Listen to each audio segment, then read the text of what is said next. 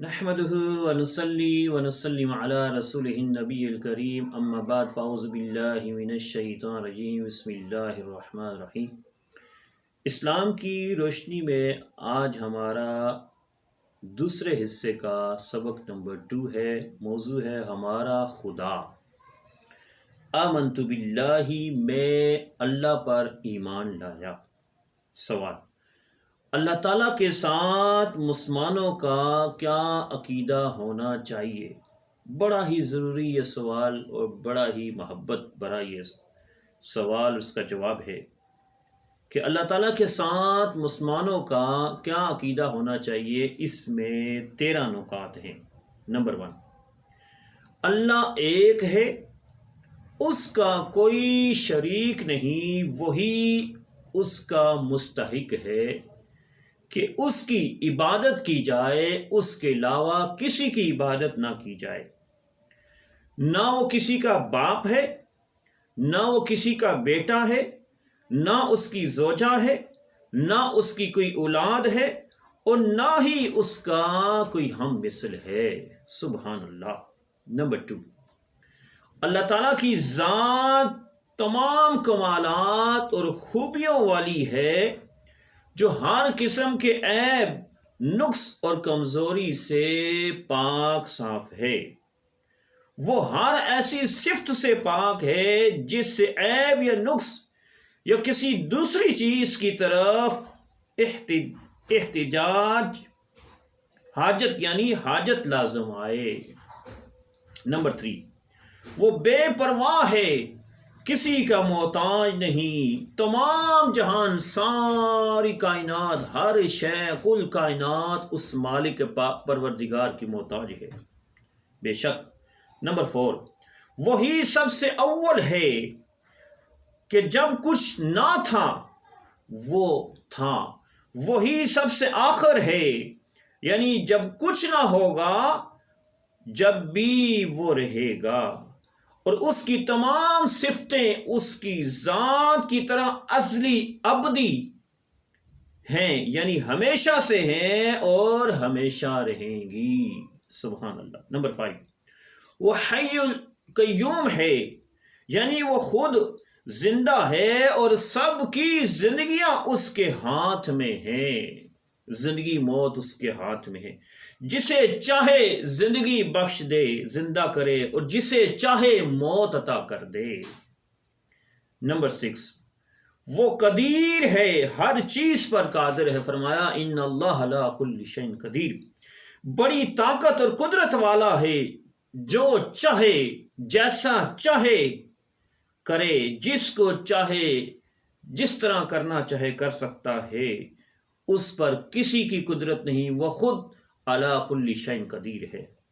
Number 7، وہ سمیع البصیر ہے، یعنی ہر پکارنے والے کی پکار اور آواز کو وہ رب سنتا ہے۔ زمین پر چونٹی کے چلنے کی آہٹ، چونٹی زمین پر چلتی ہے، اس کے قدموں کی آہٹ، زمین پر چونٹی کے چلنے کی آہٹ، اور پتھروں کے نیچے جو کچھ ہے، اور مچھروں کے پروں کی آواز تک میرا مالک جو ہے، میرا کریم، میرا رب سنتا ہے۔ نمبر 8، وہ بصیر ہے، یعنی ہر چیز کو دیکھتا ہے۔ کوئی چیز اندھیرے میں ہو جائے یا اجالے میں ہو جائے، نزدیک ہو یا دور ہو، بڑی ہو یا چھوٹی ہو، اس سے چھپی ہوئی نہیں ہے، وہ سب کو، ہر شے کو دیکھ رہا ہے۔ نمبر 9، وہ علیم ہے، یعنی ہر چیز کی اس کو خبر ہے، جو کچھ ہو رہا ہے، جو ہو چکا ہے، جو آئندہ ہونے والا ہے۔ میرا خدا، میرا رب جو ہے، اللہ تعالیٰ کو سب شے کا علم ہے۔ ہماری گفتگو، ہمارے دل کی نیتیں، ہمارے ارادے، ہمارے خیالات، ہمارے سینے میں جو پوشیدہ راز ہیں، وہ مالک ان سب کو جانتا ہے۔ ایک ذرے سے بھی کوئی شے، ایک ذرے سے بھی زیادہ جو ہے، کیا کوئی ذرہ بھی اس سے پوشیدہ نہیں ہے، ہر ذرے کے حوالے سے وہ جانتا ہے۔ نمبر 10، تمام چیزیں اسی کے ارادہ اختیار سے ہے، جس کو چاہتا ہے وہی چیز ہوتی ہے۔ جو وہ چاہتا ہے ویسے ہو جاتا ہے، اور جسے وہ نہ چاہے وہ ہرگز نہیں ہو سکتا۔ اس کی مشیت یعنی ارادے کے بغیر کوئی کچھ نہیں کر سکتا۔ جس کو چاہے نفع دے، جس کو چاہے نقصان دے۔ پرندہ پر نہیں مار سکتا اس کے حکم کے بغیر۔ کوئی ذرہ بغیر اس مالک کے، اس کریم کے، اس سونے رب کے بغیر کوئی ذرہ ہل نہیں سکتا، کوئی پر ہل نہیں سکتا۔ نمبر 11، وہی ہر چیز کا خالق ہے، میرا بھی خالق ہے، تیرا بھی، سارے جہانوں کا خالق ہے، پیدا کرنے والا ہے، اور جو کچھ ہم کرتے ہیں اسی نے پیدا کیا ہے۔ سوائے اللہ کے کوئی چیز کا خالق نہیں، وہی خالق ہے، بقیہ سب مخلوق ہے۔